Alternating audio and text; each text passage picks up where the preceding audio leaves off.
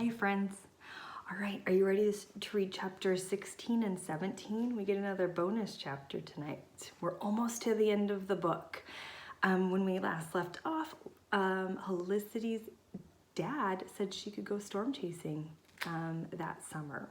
Are you ready? Here we go. The following 2 weeks whizzed by in a blur of paperwork, preparations, and goodbyes. In addition to the forms Lana needed, Helicity's parents signed the high school override, allowing her to bump up to the honors classes. 2 nights before Mia left for Texas, they had a sleepover, or as Mrs. Dunlap called it, a no sleepover, because the girls talked late into the night. They parted the next morning with tearful hugs and promises to text or call each other as often as possible. As Lana's instance, Helicity spent one afternoon the following week taking a crash course in storm spotting offered by NOAA, the National Oceanic Atmospheric Administration. I suspect you know almost as much as the instructors, she told Helicity. Still, there may be gaps in your understanding. This program goes step by step, so it should fill in those gaps. Plus, I'd feel better knowing that you'd gone through the course. Helicity enjoyed the training more than she'd expected. It gave her confidence in her knowledge and taught her a few things she didn't know too. Guess how many inches of water it takes to pull an adult off his feet? She challenged Andy that night. Gee, let's see, 1 billion? 6, she corrected. Just 6 inches of it moving super fast, like a flash flood. 12 inches can sweep away a small car. 24 inches if it's a big car. Wow, I just realized something. Andy stared at her in amazement. You're a complete and total geek. Oh, shut up, she grumbled. 2 days later, Helicity took Raven for a ride, their first since the tornado.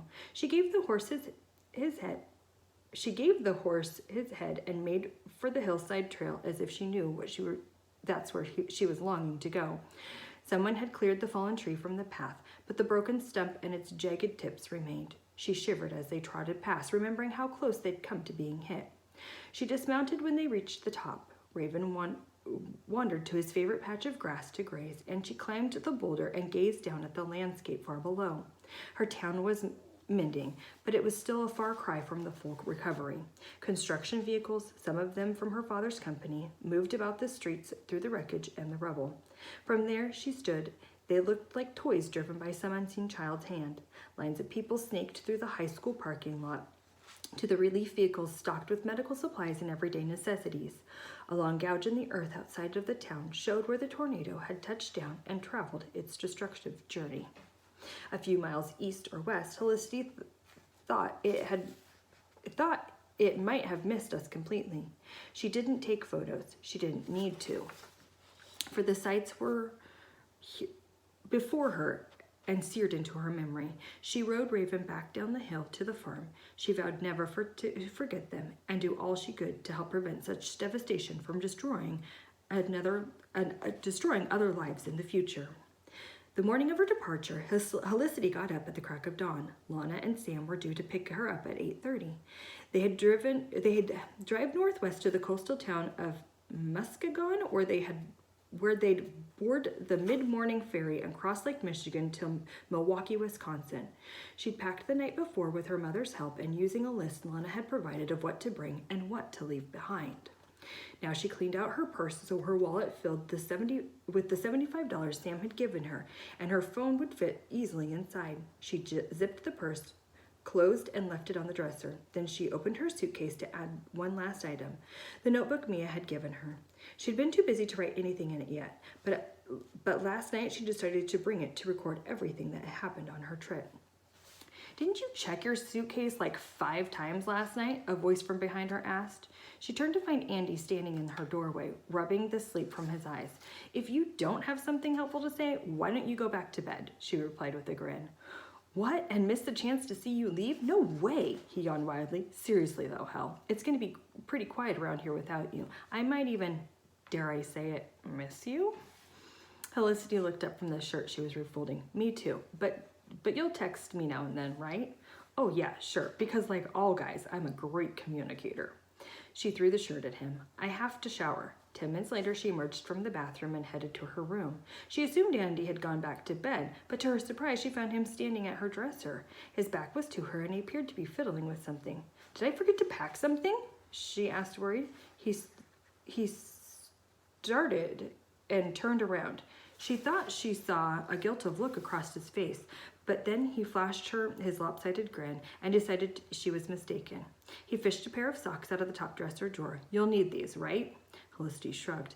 "I've got 5 pairs already," Lana said. "That should be plenty. But hand me my purse, will you? It's right here on the dresser." Andy grabbed her purse and tossed it to her. Helicity blinked. "Hey," she cried, "you threw that with your right arm. Does that mean it's feeling better? That rehab is working." Andy's brow furrowed. He flexed the fingers of his right hand, grimaced and shook his head. "You know, for a second there, I didn't feel the pain, but now it's back." Oh, disappointment washed over her. She'd hoped to leave for her trip with the knowledge that he was mending. "You need me to get you something for it?" No, I'm trying to cut back on the meds." He rolled his shoulder as if to test it out. Her face suddenly creased with pain. He smiled weakly and sat on the bed. "Then again, maybe just one more. I didn't sleep very well last night. I'm having this bad dream about the accident." "Sit," Helicity ordered. "I'll get it." She hurried to his room and retrieved the orange bottle of pain medication. It was half full, she noted, and she figured her father must have gotten the refill he wanted after all. She gave the bottle to Andy and then picked up her suitcase and grabbed her purse from the bed. Whoops! Her phone slipped out and hit the floor. Luckily, it landed on the carpet, so it was unharmed. "Shoot, I should have sworn I zipped that up." "Must not have," Andy said. She rolled her eyes. "Thank you, Captain Obvious." Lana and Sam arrived 2 hours later. Helicity's parents had met Lana earlier in the week to discuss exactly what Helicity would be doing, and to Helicity's relief, her father came away with a grudging respect for the meteorologist. "She knows what she's doing anyway," he said that night. Sam, though, with his bad boy appearance and laid-back attitude, was a different story. He and Andy eyeballed each other with thinly veiled contempt, and her father and mother looked him up and down and exchanged troubled glances. Lana must have picked up on the tension, for she ordered Sam to take Helicity's things to the car. He grabbed her suitcase and purse and headed outside. Lana made sure both Mr. and Mrs. Dunlap had her correct contact information, that day's itinerary, and the name of the hotel where they were staying that night. Then she left Helicity to say goodbye to her parents and brother in private. "Be safe," her father said, giving her a quick kiss on the head, "and keep your cell phone charged, right?" He ruffled her hair to show that he was joking. Andy wrapped her in one arm hug. "Tell that Sam guy I'll come after him if..." I know, Helicity said, rolling her eyes, but she smiled too. She embraced her mother last. "I love you, Mom," she whispered. "I wouldn't be going if it weren't for you." "I love you too, sweet thing. Come back to us safe and sound, okay?"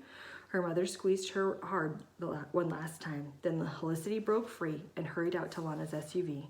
She climbed into the back seat. Lana started the engine, and they were off. Chapter 17. The sun had been shining when Helicity got up that morning. Any other group of people heading off for a summer adventure would have assumed sunshine meant perpetual sunshine. Not Helicity, Lana, and Sam.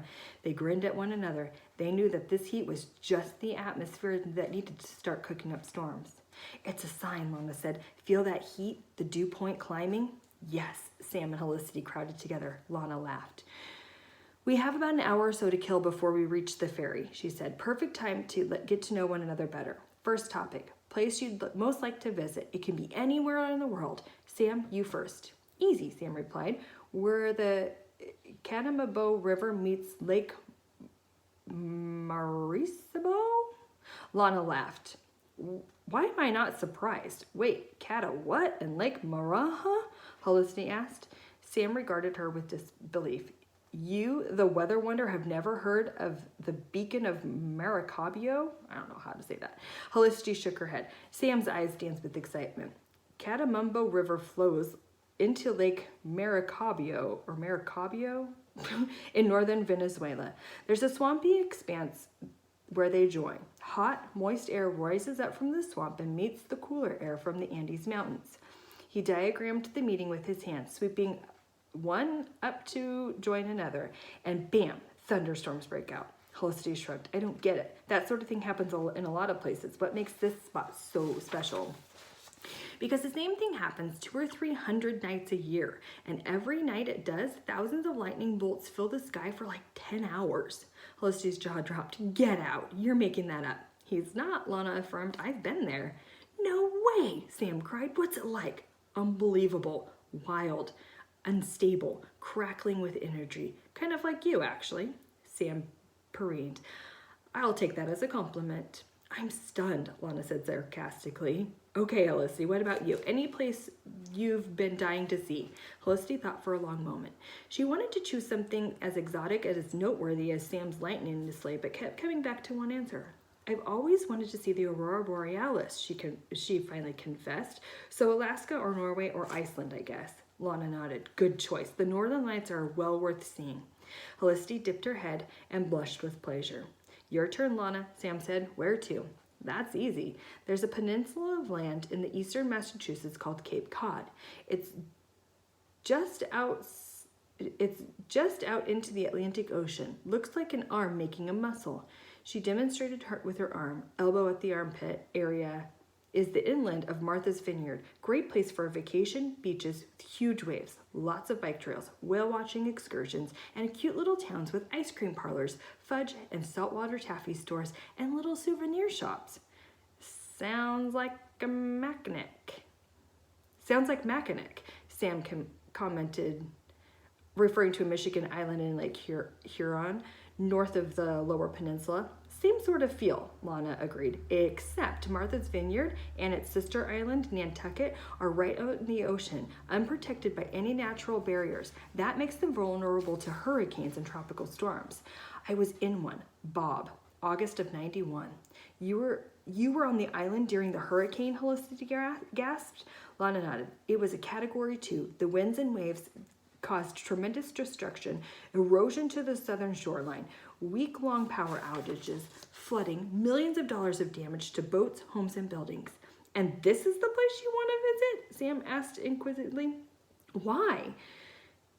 It's the first place that I experienced the power of weather, Lana explained. One day, we were playing at the beach and strolling through the town. The next, monstrous waves pummeled the beach and a storm surge flooded the streets. A college girl died, hit by a truck. I remember all so clearly. She caught Helicity's eye in the rearview mirror. Martha's Vineyard is where I became a weather junkie. So yeah, I'd like to visit again someday before I die.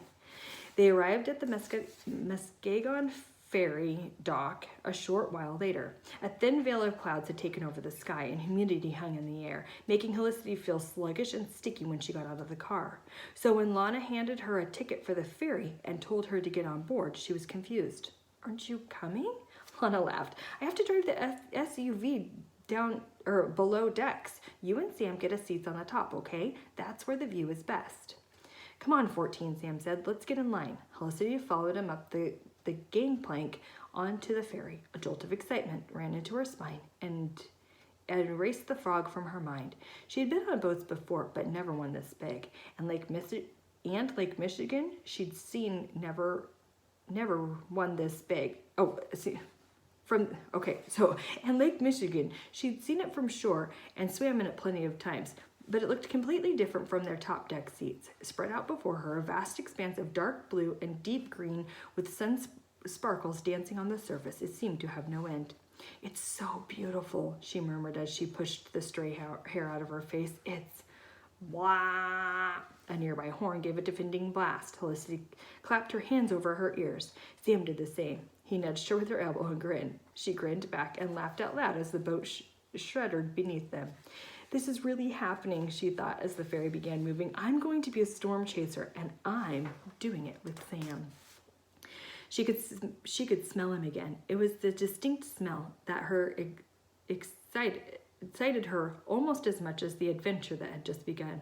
A few minutes later, Lana appeared next to her. With her was an older black man with grizzled white and black hair and a potbelly. He looked oddly familiar, but it wasn't until Lana introduced him as her longtime storm-chasing buddy, Ray, that Helicity recognized him. You're the guy who cheated death, she cried. Ray laughed. Lana still has that old newspaper clipping stuck to her bulletin board, huh? Like I'd never ever get rid of it, Lana replied, touching her lightning bolt necklace. Ray, this is the girl I've been telling you about, Helicity Dunlap. Best name ever, Ray said, shaking Helicity's hand. Hi, Sam said. I'm chopped liver, apparently. No, I'm actually Sam Levesky. Sam nodded. Ray nodded. My wingman. My wheels are parked down below. I call it my ride, Mo West, for mobile weather station. Want to go check her out? Heck yeah, Sam cried. He and Ray disappeared down the stairs. Helicity looked at Lana. Wingman? Ray has his own storm-chasing vehicle, Lana explained. Sam will ride with him to our hotel. Hopefully they won't kill each other because they're rooming together for the rest of our trip. Oh, and you'll be rooming with me, she added, okay? Helicity's heart filled to bursting at the thought of spending one-on-one time with her mentor. Yeah, she said, eyes shining. That's totally okay with me. Lana smiled, then she turned the gaze to the lake. You know, I have a good feeling about this trip. She leaned on the railing and tilted her head back to catch the sun on her face. A real good feeling. All right, friends, that's the end of those chapters. We'll see you next time.